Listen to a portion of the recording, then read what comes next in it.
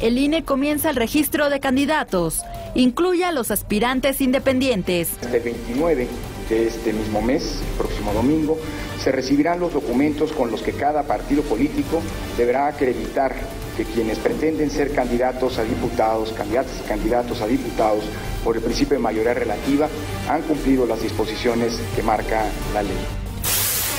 Hoy inicia el Tianguis Turístico 2015 en Acapulco, Guerrero. La Policía Federal rinde homenaje a 5 elementos de la Gendarmería, muertos durante tiroteo en Ocotlán, Jalisco. Muere el fundador del Singapur moderno. Nicolás Sarkozy y el partido Unión para un Movimiento Popular ganan elecciones departamentales en Francia. ¿Qué tal? Muy buenos días. Espero que se estén tomando su primer café con nosotros. Muy buenos días. ¿Qué tal? Muy buenos días. Mira qué sonrisa tan perversa debe ser porque está saliendo la nueva encuesta de parametría. Paco Abundis nos va a platicar. Está buenísimo. Nos va a platicar porque en esta nueva encuesta de partidos, todavía no empieza la campaña, es muy importante decirlo, de partidos, el PAN se le acerca al PRI a 3 puntos por la primera fuerza política en el Congreso y Morena se le acerca a un lugar de fuerza nacional. Son datos que vamos a platicar con ustedes. Aquí tenemos a Paco Abundis que nos va a platicar los detalles, el contexto y también qué significa una encuesta de esta naturaleza en este momento, antes de que arranque la campaña. Y ya les doy el Twitter de Paco Abundis, porque seguramente va a haber gente en el auditorio, como es por @Paco_Abundis, para que le empiecen a mandar sus mensajes. Hay dos noticias internacionales muy importantes que no están registrados en el PAI informativo de la agencia Intélite. Uno tiene que ver con las elecciones regionales en Andalucía. Lo que es importante de estas regionales en Andalucía, en el entendido de que Andalucía no es la provincia autonómica más fuerte de España, sí es la tendencia, porque Andalucía era un territorio totalmente PSOE y el Partido Popular había tenido ahí era la segunda fuerza política. Lo importante de las elecciones en Andalucía, que gana PSOE y segundo lugar el Partido Popular, que es el partido del gobierno, es la emergencia de los partidos ciudadanos, de los partidos como Podemos, que se lleva el 15% de los escaños, y otro partido, Ciudadanos, que se lleva el 9% de los escaños. Un poco menos porque son 109 diputados, se lleva 15 diputados. Sí, con un poco 15 y 9. votación. No, lo que pasa es que no estoy mencionando los otros partidos emergentes, okay. Entonces sí, 15 más 9 no dan 24% de los partidos emergentes. Sí. Digo, dentro de los partidos emergentes, estos dos se llevan 15 y 9 escaños. Que en las últimas 2 semanas ha sido nota de prensa nacional, tanto en El País, en El Mundo, en ABC. Son las primeras elecciones que hay antes de las elecciones generales y están viendo lo que va a indicar eso. La tendencia y también la molestia que hay en varios países contra los partidos, sin importar la ubicación política o ideológica en la geometría de esos países. Y el otro, que es un tema importantísimo, totalmente abandonado por la prensa en México, es la muerte de Lee Kuan Yew, el fundador de Singapur. Hay que decir que murió a los 91 años en la mañana de Singapur, en la tarde-noche de la Ciudad de México, a los 91 años. Lee Kuan Yew, alguna vez escribió Henry Kissinger, que entre las 10 personas más inteligentes que él conocía en el mundo, donde por supuesto él estaba en primer lugar, se encontraba Lee Kuan Yew. Sí. ¿Quién es él? Pues un líder político que rompe con la Federación Malasia en 1954, se funda entonces Singapur en 1955 y transforma, con este gobierno autócrata, transforma Singapur de un lugar de esteros de lodo, que era esa parte final de la península Malasia, en un país absolutamente transformado. Es el tercer país de ingreso per cápita en el mundo, es uno de los países menos corruptos y de mayor potencia financiera en el mundo. Sí, el argumento argumento que siempre se dio es que este autócrata, las libertades políticas, la libertad de prensa estaba restringida, lo cual sí es cierto. Hay un tipo de Porfirio Díaz, poniéndolo en el debido contexto, estuvo 31 años en el poder. Sí, y hay que ver que la península Malasia, en la parte sur, donde está Singapur, es mucha influencia china. Entonces es confuciana. Sí, también. Entonces él llevó a cabo pues todos estos principios confucianos, donde el orden, la seguridad y la disciplina es mucho más importante que la democracia. Aunque hoy día probablemente es uno de los lugares más cosmopolitas de toda Asia.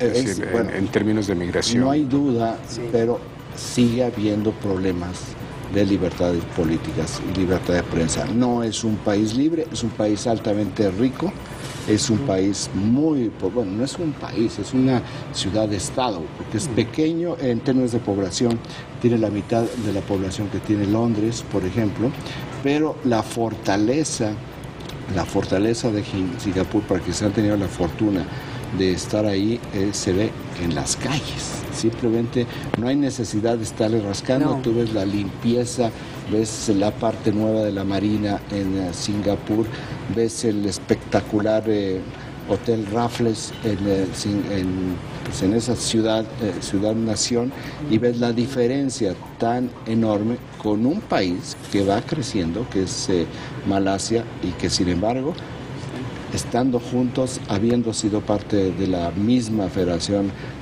Malaya, no hay ninguna comparación en términos de desarrollo. Malasia hoy en día está totalmente acomplejada después de haber aplastado a Singapur en 1955, pues hoy lo ve totalmente para arriba y es como su alter ego. ¿Será probablemente el único lugar en el mundo donde se prohíbe mascar chicle?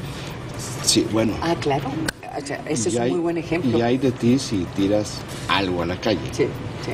Bueno, hace unos pocos años hubo una crítica de un corresponsal australiano, y el corresponsal australiano, dos corresponsales australianos se fueron a la cárcel, sujetos a la cárcel, y las sanciones iban a ser pena de muerte. O sea, de ese tamaño también son los claroscuros de Singapur. Bueno, en el PAI informativo que nos proporciona la prensa, la agencia Intelligence, que no menciona, insisto, no menciono a uno de los íconos del tercer mundo en el último cuarto de siglo, pues es tan importante. Aparece 46%, una declaración del presidente consejero del Instituto Nacional Electoral, que no le entiendo, Paco, no le entiendo de ninguna manera. Dice Lorenzo Córdoba que en las próximas elecciones el Instituto Nacional Electoral va a actuar sin filias ni fobias. Es un discurso interno. Yo creo que le ha pasado últimamente al presidente consejero, que está hablando para adentro y no necesariamente en declaraciones públicas. O sea, si él dice que el Instituto Nacional Electoral va a actuar sin filias ni fobias, lo que también está diciendo, y se puede alegar, es que en el pasado el Instituto Nacional Electoral se actuó con filias y fobias. O puede ser una acusación que hoy día está teniendo la presidencia del INE. Sí. Es probable que sea una declaración, o yo la leo más bien así, porque sería incapaz de criticar al propio José Woldenberg o a Luis Carlos Ugalde o a Valdés, a cualquier otra presidencia anterior. Yo creo que está respondiendo a acusaciones. Una declaración como las que nos ha tenido acostumbrado Lorenzo Córdoba en las últimas semanas, absolutamente torpe, creo yo, fuera de contexto, fuera de lugar, que te genera un tipo de discusión que bastantes problemas tiene. Que no tendremos que estar teniendo ahí en la mañana. Pues sí. Mario, yo desde hace 6 o 7 meses criticando los discursos del porque son discursos políticos y no debe de tener discursos políticos. Como dice Paco, es un discurso entero. ¿Quién sabe a quién le está hablando? Pero lo que tiene que ver con las acusaciones básicamente de la crítica al Verde y al PRI, ¿no? Creo que para allá va, porque están siendo cuestionados porque no han sido más severos, porque no han sido las multas más altas, porque los han dejado pasar, en fin, todo este debate que se ha dado, cuando alguien podría decir, bueno, el verde puede ser al margen de la ley, la ha forzado, la ha llevado al extremo. Sí. Viene de una resolución, como dijo Benito Nasif, de hecho, más bien del Tribunal Electoral. Fíjate, Paco, si tú fueras Lorenzo Córdoba y me dices eso en una entrevista, te pregunto, entonces, lo que me está diciendo, presidente consejero, es que el Instituto Nacional Electoral sí actúa con filias. Fobias. O sea, pero por el sentido inverso. Bueno, 46% de los impactos, lo que significa que no tenía la prensa nada importante que registrar, pese a que sí hay cosas muy importantes que registrar. Hoy 25% de los impactos, esto sí es importante, sí. Inicia el tianguis turístico, hoy inicia el tianguis turístico, está ya blindado Acapulco, tuvieron muy buen mecanismo de seguridad la semana pasada, el jueves y viernes, durante la Comisión Nacional Bancaria, y hoy está mucho más protegido, discreto pero protegido, la zona hotelera más nueva de Acapulco. 25% de los impactos era la lucha muerte. Creo que tú pierdes una apuesta con esto, porque ya ni siquiera vamos a meternos en la apuesta. Olvidemos. Vamos a ver, espérate, todavía faltan varios días. Reflejo también de la pobreza informativa en el manejo de cuáles son las cosas importantes. O de la introspección de los medios. Exactamente, ese es el tema.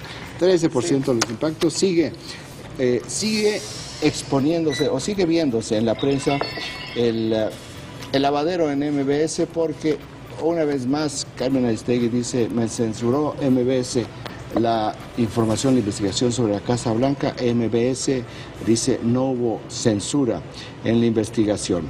Aquí, ¿cuál es el punto central? MBS, pues, sí pagó a los reporteros que investigaron. O sea, sí salió esa investigación de los recursos. Todos los días. MBS no quiso que saliera primero. MBS, el noticiero es de lunes a viernes. Sí. Esta información se difunde el domingo en el portal de Carmen Aristegui, que le están acusando de otro abuso de confianza por haber utilizado recursos para publicar en otros lados, que esta es una violación. Hay un cambio en la motivación y en la intención, en el tono de MBS, que ya es un tono acusatorio. Porque lo que dice MBS es, aquí salió, desde el primer momento en el noticiero del lunes, se difundió durante semanas el tema. Es decir, bueno, una cosa es que no haya salido originalmente, pues salió un día antes, y la otra es que se hubieran dicho, no sale. Hay un par de líneas que suena entre una acusación velada de uso de recursos de MBS para estos fines y la otra, falta de reconocimiento de MBS. Habla de 120 días, tantas horas que se dedicaron a esto y ningún reconocimiento para la empresa. También cuestiona por qué no se la reconoce sin recursos de la empresa. Parte del problema aquí es que esta investigación fue hecho por un grupo que no solamente incluía los reporteros de Carmen Aristegui. No, tú lo dijiste aquí perfectamente, era un grupo mucho más amplio en un proyecto con financiamiento estadounidense. Y eran reporteros que incluían, creo que reporteros de Proceso, eran reporteros estadounidenses, eran de varios medios. Entonces sale inicialmente en Proceso, si ustedes recuerdan, ese fin de semana sale la nota inicial y Carmen lo mete en su portal. Y luego ya el lunes empieza a repetirse y hacerse varias entonces, ahí Carmen sí se está metiendo en problemas, en el sentido de que nadie puede decir que no se vio reflejado esta nota en MBS, sino todos los días. Increíble que tenga 13% de los impactos. Es un tema que ya creo que las dos partes están desgastando mucho, creo que ella está perdiendo mucho, porque el hecho central es que esa información salió y nunca le dijeron, no toques el tema, no entrevistes a los protagonistas. Habló con todos los que tuvo que hablar, incluido el entonces vocero de la presidencia, Eduardo Sánchez. Entonces aquí el tema de la censura es cuando no sale, simplemente no sale. Aquí sí salió. La otra que que alguien se hará la pregunta es, bueno, ¿y si hubo esto, pues por qué no se fue en un principio? ¿Qué es lo que está cuestionando MBS? ¿Por qué denunciarlo hasta ahora, si la censura había sido previa?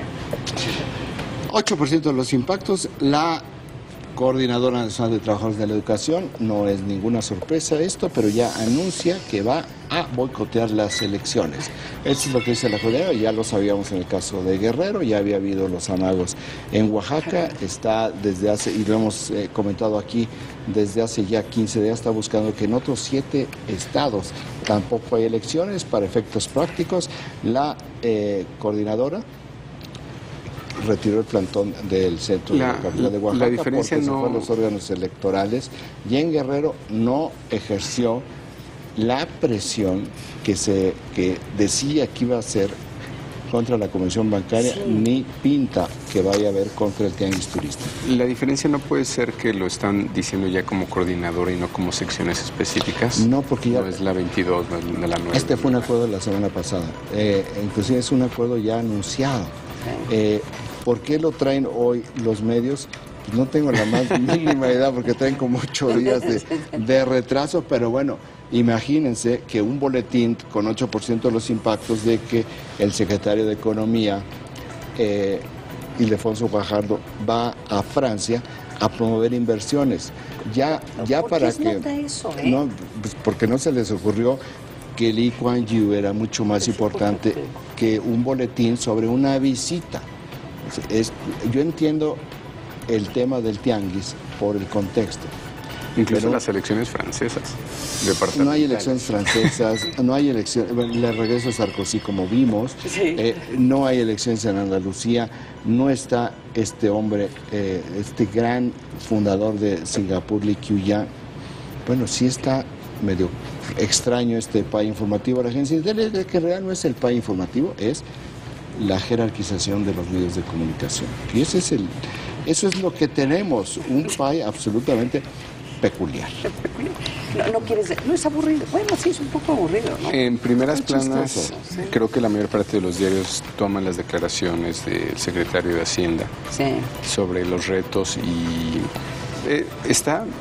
me parece muy bien cómo lo comunicó el presidente, como una oportunidad para ser más eficientes. Lo del presupuesto. El presupuesto, que eso viene desde el viernes, pero que algunos lo reflejan hasta hoy. Y las advertencias del secretario de Hacienda sobre... Que seguramente el César Camacho ha de estarse dando golpes, porque por lo que menos le sirve en este momento es que tengas un secretario siendo tan responsable, porque está siendo muy responsable, Luis Videgaray, en tratar de señalar que no solamente se necesitan ajustes, pero como dicen en la universidad, hay que prepararnos para escenarios desfavorables.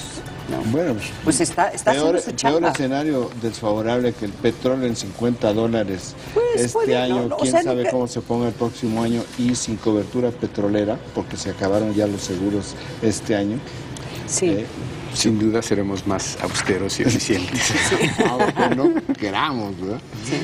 Oye, una nota, no lo estoy viendo aquí en las portadas del Washington Post, pero seguramente va a ser portada.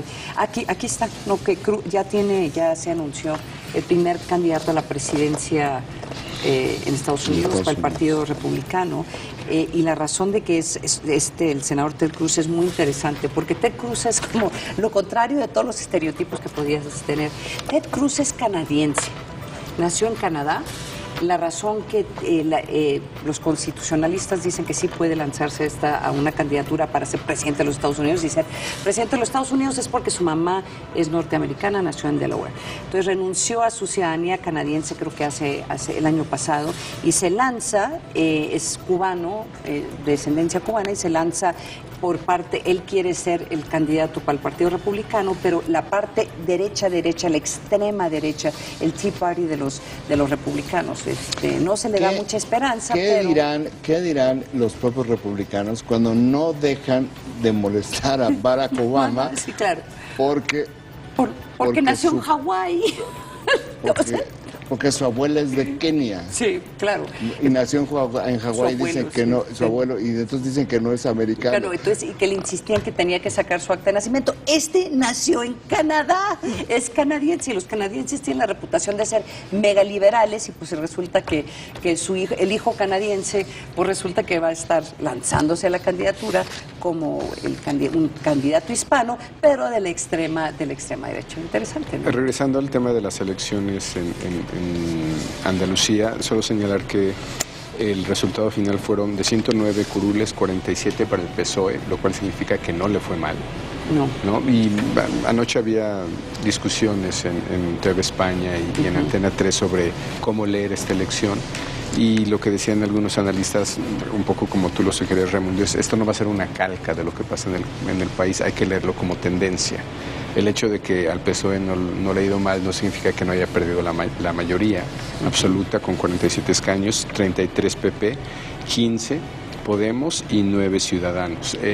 La extrema izquierda le va bastante mal, 5 puntos.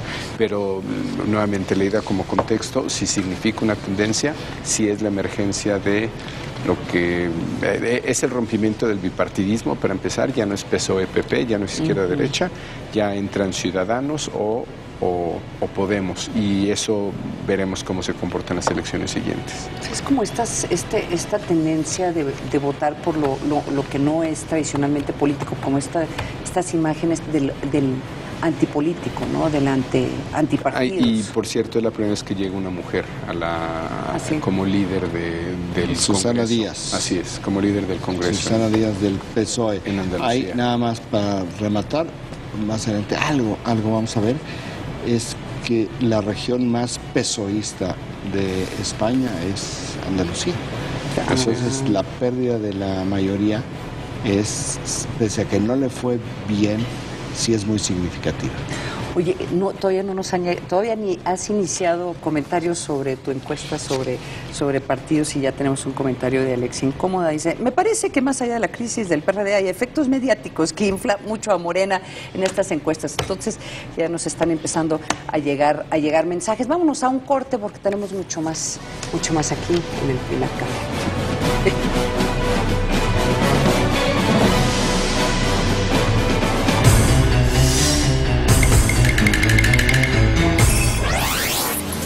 Agua en México. 14% de la población aún no tiene servicio de agua y alcantarillado. El país pierde casi 910,000 millones de pesos al año por el agotamiento y la degradación ambiental.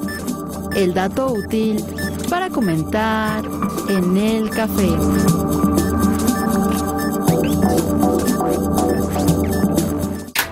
cuadros por segundo. 40 emociones. 40 grandes actuaciones. 40 visiones de los mejores directores. Más que un número, la mejor opción para ver el cine en tu casa. Cinema 40. Lunes a viernes, 15 horas. Proyecto 40.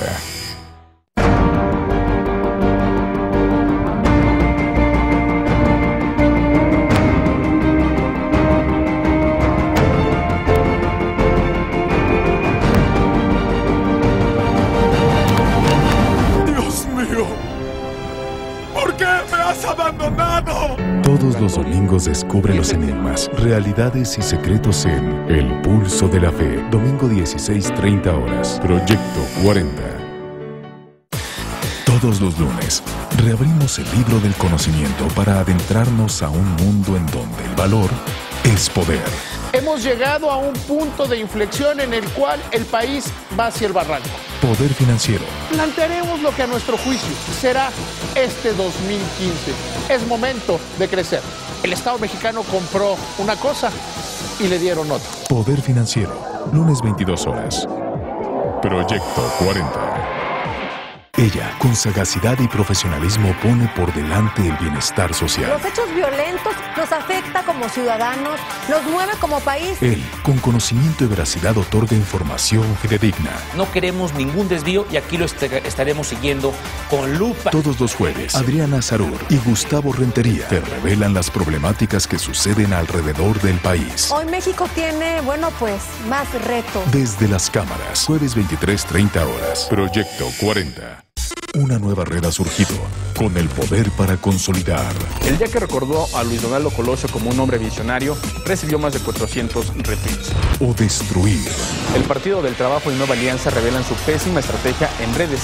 Entre los dos suman 18,000 followers en Twitter. Red política.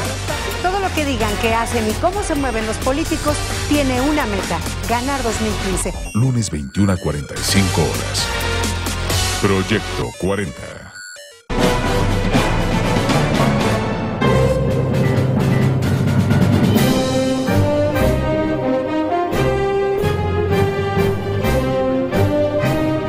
En una encuesta de parametría, dada a conocer hoy en el periódico El Financiero, el PRI se coloca a la cabeza de cara a la renovación de la Cámara de Diputados.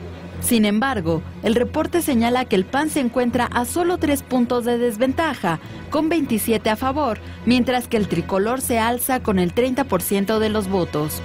En tanto que el PRD sigue firme en una tercera posición con 12% de las preferencias, seguido muy de cerca por Morena, con un 11%. En la tercera entrega de parametría, correspondiente al mes de marzo, de la serie de preferencias electorales, se coloca en quinta posición el Partido Verde, con 10%. En esta medición se registran cambios que, de convertirse en tendencias, podrían significar un reordenamiento de posiciones en el resultado final del próximo mes de junio. Regresamos con nuestros analistas a la mesa de El Primer Café.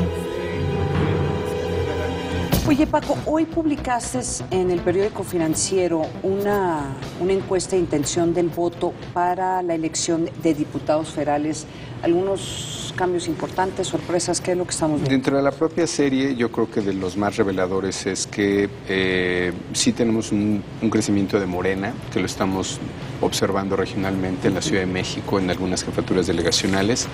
Hay que advertir que estos son cambios en el margen de error, es decir, estamos haciendo una lectura literal de los números, pero hay que tomar la precaución. Traíamos a Morena en 10 puntos, lo traemos en 11, bueno, no, si lo queremos tomar literal, creció. Traíamos al Verde en 11 y lo traemos en 10, en términos literales. Ya, empate técnico. O incluso el PRD, que lo habíamos traído en un mínimo de 13 puntos, que es un mínimo histórico, y lo traemos en 12. Todos son cambios marginales. Este es el comparativo respecto a la medición anterior. O sea que no sabemos si es tendencia todavía. No sabemos si es tendencia y por eso lo ponemos como una duda o como una advertencia, si esto fuera tendencia. Como se ve en el gráfico, venimos de una medición del mes pasado con un PRI en 32, pero en enero ya lo habíamos tenido en 31, o sea, tener 30 no tiene nada de revelador. De hecho, es un dato muy similar al del Universal y al de Reforma, que se ha publicado recientemente. Entonces, en el poll of polls, en el comparativo, no tiene nada de novedoso. Un leve crecimiento de Acción Nacional de 26 a 27. De hecho, el año pasado Acción Nacional lo habíamos tenido hasta 28, por ahí de octubre, noviembre. Entonces, tampoco para nosotros es sorpresa. En todo caso, es sorpresa un PRI más abajo de lo que... Este es el dato más bajo que hemos tenido del PRI y no el más alto del PAN, o no necesariamente. Como decía, en el caso del PRD, en realidad es una varianza mínima, pero... pues ese 13, que es su mínimo histórico de la elección intermedia de hace 6 años, algunos creemos que va a ser difícil que lo alcance.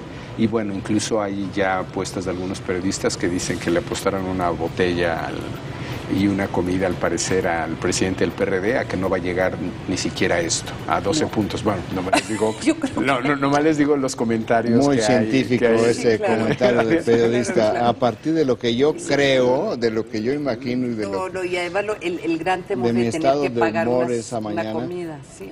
Ahora, Paco, esto es sin candidatos. Esto es, bueno, es que es difícil porque esta es una intermedia. Es decir, en esta... Dime en qué distrito vives y quiénes son tus candidatos. Todavía no hay. Es que sabes. Para que todavía no hay candidatos. Pero para que de algunos distritos ya hay. De buena parte de los distritos del país ya hay. Sí, es decir, el tema es que la gente difícilmente va a observar quién es su candidato a diputado. Sí lo hará en su candidato a gobernador o presidente municipal, que es lo que va a jalar, que es lo que suele jalar. ¿Esto es un reflejo de qué? ¿Del partido, del presidente? Este es voto absolutamente partidista, ¿no? Y son, me parece interesante que las dos fuerzas que están creciendo más, que hemos observado, que es Morena y el Verde, son las dos campañas más conocidas. Sí. Lo mencionamos el otro día, la frase "el Partido Verde sí cumple" la conoce 9 de cada 10 mexicanos a nivel nacional. Se podrá ser cuestionada por 1000 razones, pero sin duda es la campaña más eficaz. Y Morena es la esperanza de México, la reconoce por lo menos 7 de cada 10 mexicanos, más de eso, 73%. Esto es registro del mes pasado y las campañas no han parado. Entonces, en términos de reconocimiento de campañas, estos números tienen sentido o son consistentes. En el caso de Morena, otra vez dentro de la lógica de la propia serie, viene de 9 y está en 11, pero en realidad ya lo habíamos tenido en 10. Entonces tampoco nos parece un crecimiento extraordinario. Lo que es aquí... Es estabilidad lo que estás diciendo. Sí, ¿no? Estabilidad dentro de un cinturón, dentro de un margen. Es decir, así como el peso, tenemos volatilidad, pero se mueve en un rango, ¿no? Oye, pero aquí, en el caso de Morena, lo que refleja, yo me imagino que lo que refleja estos números de Morena es la percepción de Andrés Manuel López Obrador. O sea, ¿hay algo más que podría cambiar? No. Porque los candidatos, pues ya ves, pues tienen la tómbola, pues los escogieron al azar, por lo menos los plurinominales. Son candidatos que en cierta forma desde hace mucho tiempo empezaron a hacer campaña. Entonces, estos datos de Morena son netamente Andrés Manuel López Obrador. La pregunta es, ¿qué va a hacer que Morena mejore su percepción apenas que baje la percepción o la credibilidad del PRD? Es que no necesita, de hecho yo creo que no son necesariamente los mismos mercados electorales. ¿Ah, sí? Es decir, Morena se ha ido al extremo izquierda y es para cualquier tipo de votante, elector radical, Morena le funciona. Y como bien señalas, la vocería o el que López Obrador se haya convertido en el que presenta, digamos, es toda proporción guardada a Galilea Montijo del Verde. Es decir, son los voceros. Ya con eso Andrés Manuel López Obrador son los voceros, es decir, hablo del mecanismo. No debería decir eso por esos comentarios. Hablo del mecanismo. El mecanismo es quien representa al partido. Sí. Y mientras en el Verde son actores o sacamos una medición de popularidad de anchors y vemos que Galilea Montijo es de los más populares, de los más conocidos y de los que genera más confianza. Bueno, López Obrador, de hecho, en realidad no habla tanto de esta elección, él está hablando del 18. Si ubican su discurso... Él está hablando de voto y del 18. Así es. De que sí salga la gente a votar. Oye, yo no sé si podemos volver a ver esta gráfica de los partidos, a ver si producción nos la puede poner, porque mira, yo te quiero preguntar, Paco, ¿qué significa esta línea casi recta por la tercera fuerza del país? Ahí tenemos... 3 partidos peleando la tercera fuerza. Sí, y ahí es donde creo que si hacemos este ejercicio de comparar con otros datos, por ejemplo, digamos, mediciones que presentan esta línea, por ejemplo, el Verde, con las encuestas del Universal, de Buendía y Laredo, se ha movido entre 9 y 11, ¿no? Decir que hoy día tiene 10 no es muy sorpresivo. En la serie de Reforma, el Verde, el último registro que tiene, que es similar al nuestro, es 11, ¿no? En todo caso, aquí lo que podría tener un cambio respecto a otras series, otra vez es Morena. Morena prácticamente todo el mundo lo ha tenido como lo teníamos nosotros en 9, pero este registro de pasar de los 2 dígitos mínimo de 10, sí somos los primeros que lo tenemos en otra vez es marginal, pero 2 puntos aquí estamos hablando de 800,000 votos. Cada punto porcentual son 400, es decir, no es cada puntito no son pocos mexicanos, son casi 500,000 de mexicanos, ¿no? En niveles de participación de 50%, que lo estoy poniendo alto, probablemente va a ser más bajo, 45, 47. Que es la media. Entonces, si hay alguna, digamos, una nota distinta en esta medición es básicamente Morena, que sí lo tenemos 2 puntos arriba de la medición más alta que ha tenido cualquier serie, incluida la de Consulta, incluida Reforma, incluida el Universal. Aquí sí nos estamos yendo un poco más arriba. Ahora, esto nos pasó desde el año pasado. Con nosotros ya traíamos a Morena en 8 o 9 puntos, el Universal lo traía en 4. Es decir, ya nos ha pasado... El Universal trae trimestrales. Trae trimestrales. Entonces eso tarda mucho tiempo en ajustar. En ajustarse. Y otra vez, parte de la explicación nosotros la vemos de manera regional. Estamos viendo que hay lugares del país donde Morena está creciendo más. Bueno, de hecho, este número ya lo tenía en Guerrero cuando su candidato era Lázaro Mazón. Lázaro Mazón ya tenía 12 puntos en Guerrero, por ejemplo. Oye, Paco, a ver, esta es la fotografía, la última fotografía que hay. Ahora, sobre esta fotografía, ¿se puede saber en qué regiones o en qué zonas en los estados está fuerte cada partido? No la tenemos regionalizada porque eso mete un efecto de diseño de muestra. Eso lo pensamos hacer probablemente en la última o las últimas 2 entregas. Ver cómo está el sur, ver cómo está el norte, ver a nivel circunscripción también la avidez dar alguna orientación, que esa la haremos en colaboración con el financiero. De momento te diría que solo sabemos que el PAN está más fuerte en el norte. Esto son tendencias históricas. El PRD, para efectos prácticos, no existe en el norte, está mucho más fuerte en el sur y en el centro del país. Y el PRI es el único partido para propósitos de preferencia electoral de orden regional, ¿no? O sea, que nacional, está en todos lados. Oye, ¿y los otros partidos chiquitos? ¿Qué estás viendo? Sí, otra vez, son salvo Movimiento Ciudadano, que tiene despuntes de pronto y que creo que también tiene que ver con nominaciones y campaña. Nueva Alianza y el PT los traemos fluctuando entre 2 y 3, y en quien notamos en esta entrega un crecimiento marginal pero importante en su propia lógica es Encuentro Social, que lo habíamos traído siempre en 1 y ahora lo traemos en 2. Impacta también que como tienen ya el dinero, han podido hacer campaña. Así es. También, entonces, que utilizan estos jingles que son tan eficientes en las campañas, ¿no? Para el posicionamiento de nombre. Así es. En el que no hemos registrado cambio alguno es en el Partido Humanista. Lo tenemos siempre en 1, constante, no vemos que despunte en alguna medición o que haya alguna variable, porque esto finalmente es la preferencia electoral, esto pasa por imagen de partidos, en el caso del PRI por aprobación presidencial, por percepción de la economía, hay otras variables que son consistentes. Ahora, Paco, sobre esta misma fotografía, todavía no sabemos cómo vendrá la siguiente, ¿cuáles son para los diferentes partidos sus focos rojos? Por ejemplo, ¿qué tan grande o qué tan intenso es el foco rojo del PRI en los 40 distritos fronterizos que impactó la reforma fiscal? Sí. Mucho, aunque hay buena parte de lo que puede salvar al PRI es precisamente que tienen elecciones para gobernador, por lo menos en 2. Para que jales. Nuevo León y Sonora. Y bueno, y Baja Sur, que entra como economía de frontera. Pero eso, tú al tener ahí bipartidismo, que ya no es tanto el caso de Nuevo León, o por los últimos registros ya hay un candidato independiente que está rompiendo con ese bipartidismo, pero mientras ahí tengas a los 2 principales jugadores PRI-PAN, no es tan fácil que se vayan para abajo sus candidatos a los distritos, tanto locales como federales. Siempre un gobernador te va a pesar más, incluso en la participación. En la participación hablábamos que ahí van a ser de 60 puntos de participación las elecciones. Sí. No, o más, ¿eh? ¿Ah, sí? El ambiente de Nuevo León es un ambiente de efervescencia, así es, a diferencia de, digamos, la antítesis puede ser Guerrero, ¿no?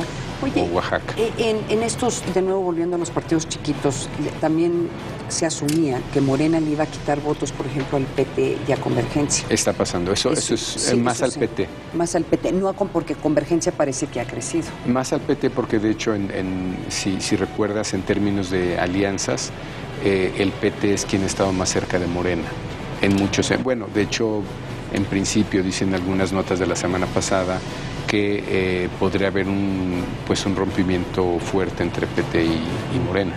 Ya empezamos a ver algunas señales de esto. Ha habido en las últimas 3 semanas algunas alianzas electorales PT-PRI, sí, que habla de empieza a mostrar este distanciamiento con Morena. Incluso es la sobrevivencia del PT. Sí, claro. Aquí es un poco lo que tú mencionabas hace unos días sobre este candidato independiente, el Bronco en Nuevo León, que mientras no rebase el 20%, perjudica al PAN.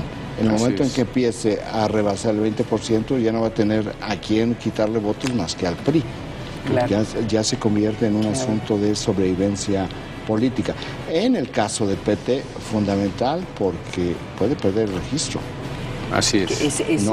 Aquí es un asunto de pérdida de registro. En este momento, el único partido que tú ves en riesgo de registro sería el Humanista. Sí. De los que están buscando registro y de los que lo tienen, que podrían perderlos, el PT y Nueva Alianza con mucha varianza. Siempre Movimiento Ciudadano está, de hecho, está en 3, a veces en 4 puntos, ¿no? Pero en mínimo lo tenemos en 3. Nos comenta Octavio Acosta, si queremos cambiar, empecemos por conocer a quiénes van a ser nuestros diputados. Que es algo muy difícil de lograr, pero digo, otra vez para empezar, ¿en qué distrito vivimos? Sí. En el mío no hay todavía, pero tampoco me sorprende mucho porque no han realmente arrancado las campañas, es decir, no nos han saturado con sus fotografías en los postes, ¿no? Los pendones. Ya los vamos a ir viendo, ya tendrá que haber una mucho mayor difusión sobre los candidatos y bueno, vamos a ver cómo se dan las campañas y cómo vota la gente. Y si vamos cada vez a una lógica de más voto dividido, es decir, que para un cargo votas por un partido, para otro cargo votas por otro partido, porque estás votando por personas. Si esto lo logran hacer los candidatos, lo logran comunicar, entonces sí puedes tener la posibilidad de decir, bueno, gobernador tal, presidente municipal tal, sería saludable. Tal. De hecho, Sonora, por ejemplo, es de los que vota más dividido. El norte vota muy dividido. Por eso nos vamos a un corte, no se vaya mucho más aquí en el primer.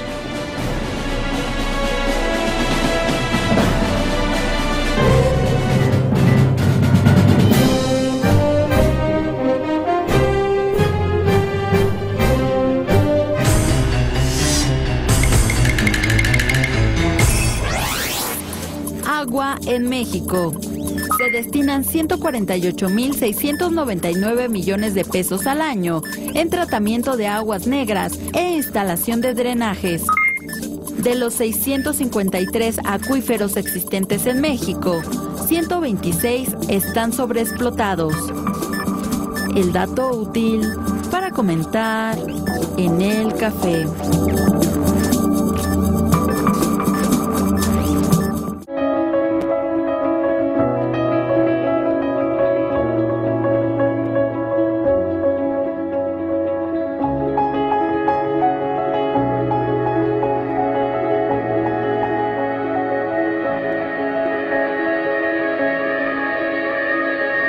Bienvenidos a La Otra Aventura, un espacio dedicado al mundo de los libros. Martes, 22:45 horas. Proyecto 40.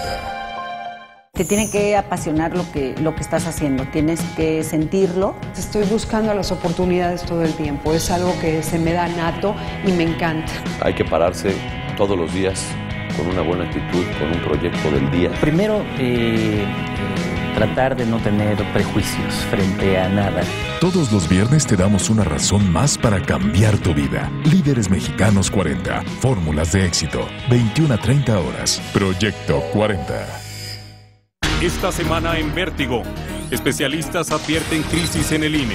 Conozca a detalle la opinión de académicos, exconsejeros y politólogos que alertan sobre los riesgos de que la partidocracia se imponga por encima de los ciudadanos y de nuestra democracia. Compra Vértigo hoy mismo. Descarga nuestra app.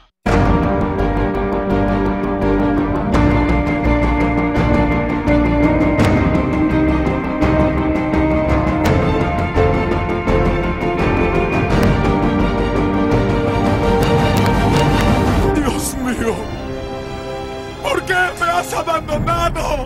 Todos los domingos descubre los enigmas, realidades y secretos en El Pulso de la Fe. Domingo 16:30 horas. Proyecto 40. Ellos son los detectives encubiertos del espectáculo. Horacio Villalobos.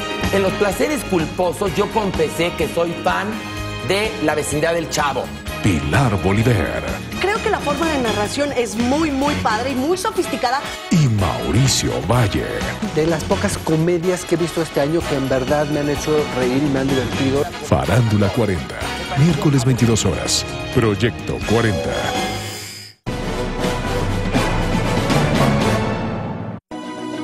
Este lunes será inaugurada la 40ª edición del Tianguis Turístico México 2015, el cual se llevará a cabo en Acapulco, Guerrero.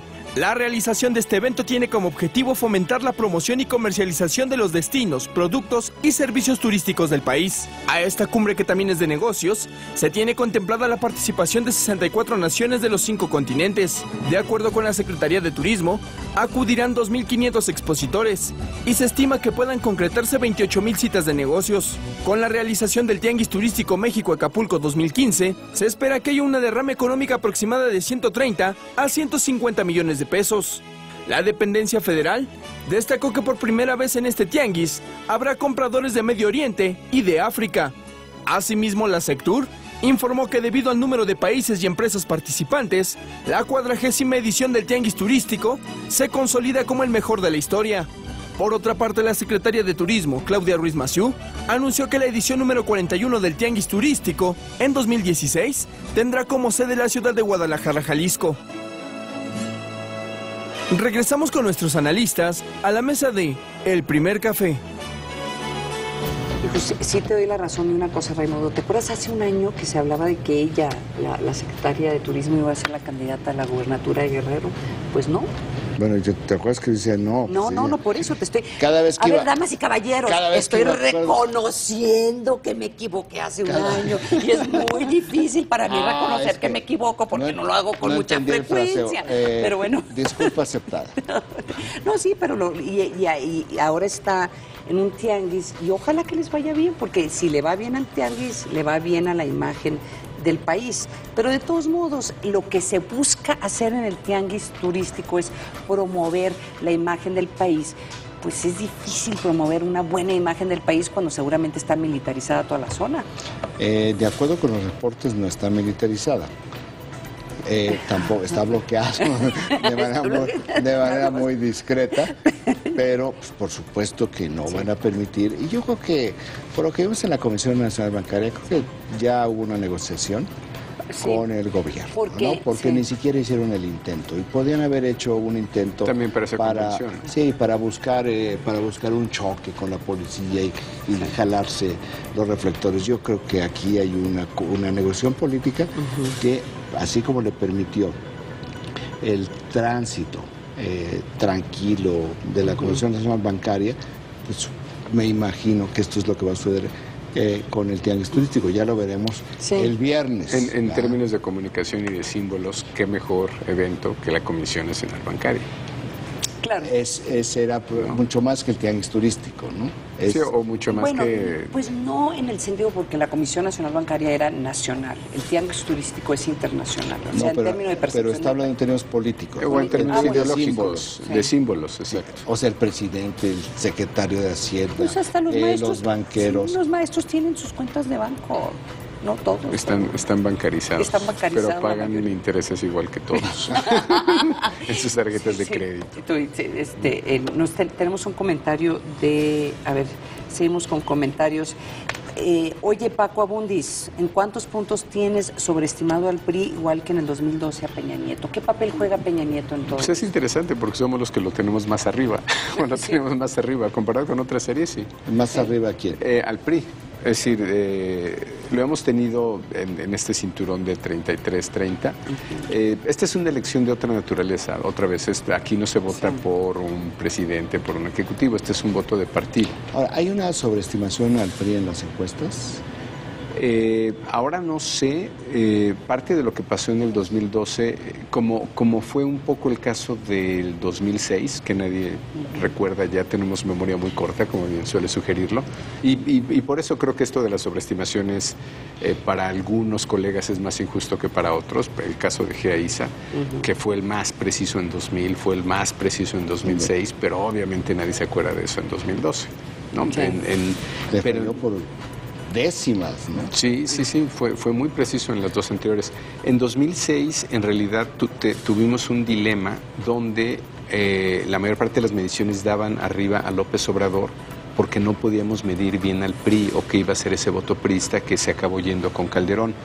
Pero en 2006 el PRI estuvo en 28 y Madrazo en 24, lo cual nos pasó en 2012, donde si medías con boleta, el PRI te jalaba al presidente. Ahí el candidato tiró al PRI. Así es. Ajá. Pero entonces si tú lo medías en boleta, que era lo que hacíamos normalmente, el PRI era el que le daba ese nivel de sobreestimación que tuvimos varios colegas.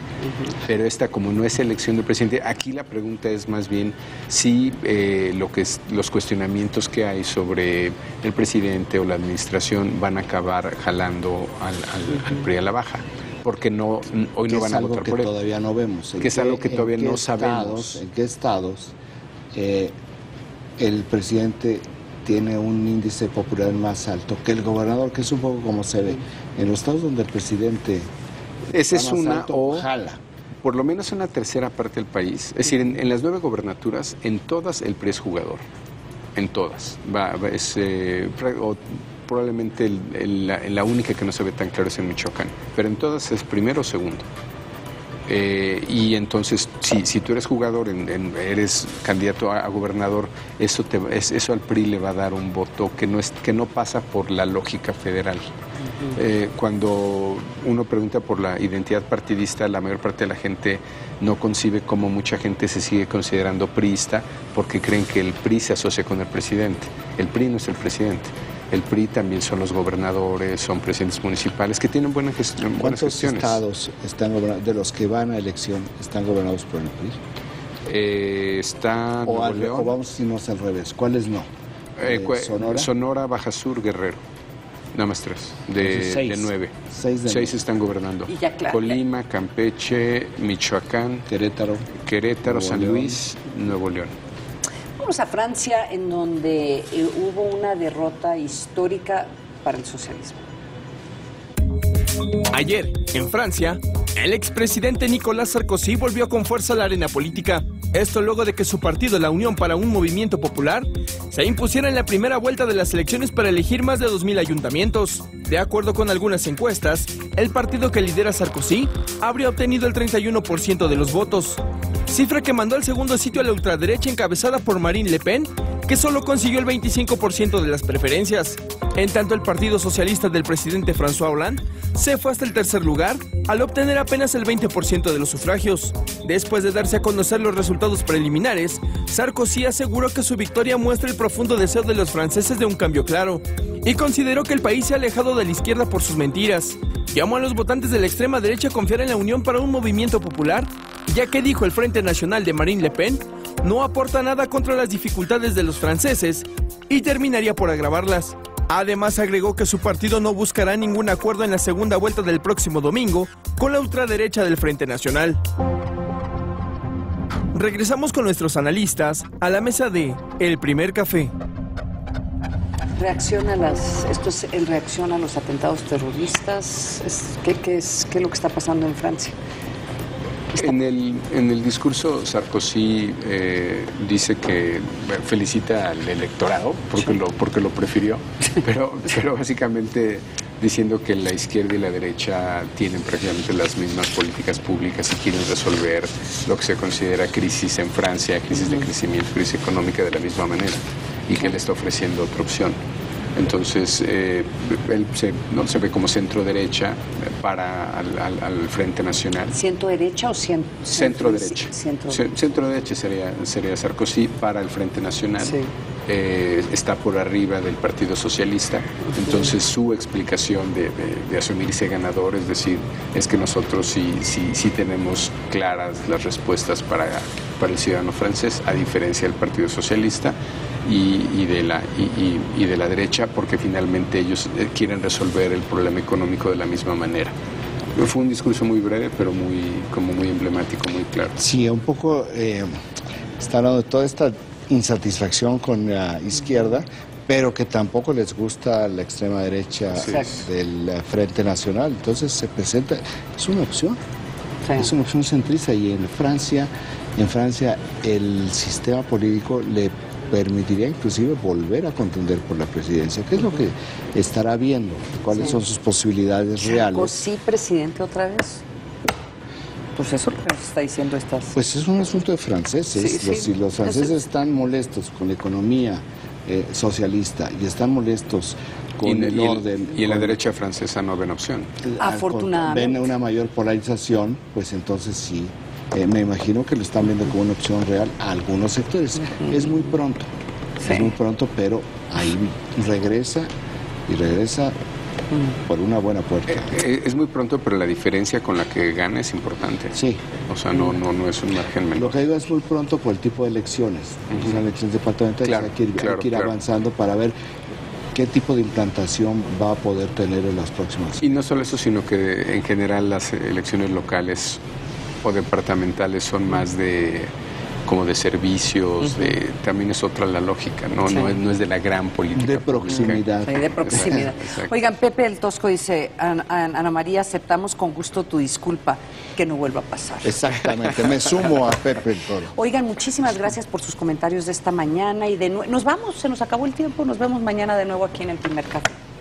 Salud.